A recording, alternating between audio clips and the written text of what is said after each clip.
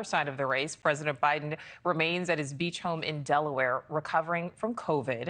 The most recent update from the White House is that the president has mild symptoms. He has been taking Paxlovid, but as he's recuperating, the calls to exit the race ahead of the Democratic convention next month are getting more sustained. In just the past few hours, 4 more House Democrats and a 3rd senator have called on President Biden to end his candidacy and instead focus on his next 6 months in the White House. That is now 25 members of the House and 3 Democratic senators. NewsNation's Kelly Meyer is live for us at the White House. Kelly, despite more reports that an exit could be days, if not hours away, the campaign, at least publicly, is standing firm. Yeah, Nichole, we've been talking with the Biden-Harris campaign today, and there are several moving parts to this. They are having a staff call today, all-hands staff meeting. We know that the DNC is meeting to talk about what's this path forward with the convention and potentially setting a date for that virtual roll call where they were trying to get Biden's nomination locked in.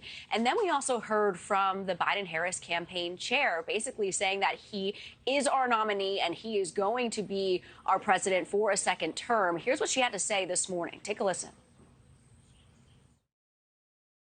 Absolutely, the president's in this race. You've heard him say that time and time again. We believe on this campaign. We are built for the close election that we are in, and we see the path forward. We've definitely seen some slippage in support, but it has been a small movement. And we also know that the political arm of the Congressional Hispanic Caucus has endorsed the Biden-Harris campaign, and the campaign chair saying there that she expects Biden to be back on the campaign trail next week. Obviously, as you mentioned, Nichole, he is still recovering from COVID and self-isolating in Rehoboth, Delaware. Nichole. So, Kelly, what more are we learning about these now latest calls for Biden to drop out of the race?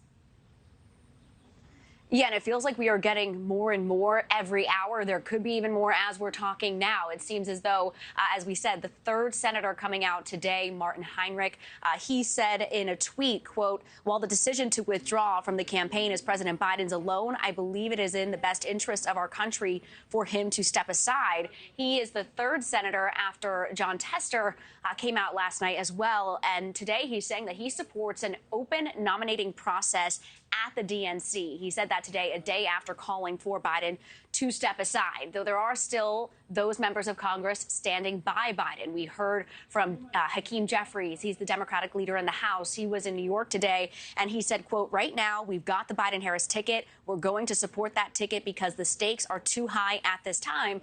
And another New York Congress member, AOC, she was on Instagram Live talking about this. She's a more progressive Democrat, and she talked about how she is standing by Biden. Take a listen.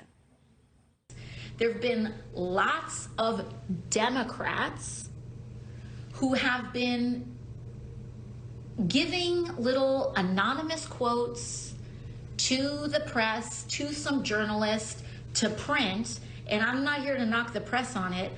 I'm here to knock my colleagues on it. If you think that there is consensus among the people who want Joe Biden to leave, that they will support Vice President Harris, you would be mistaken.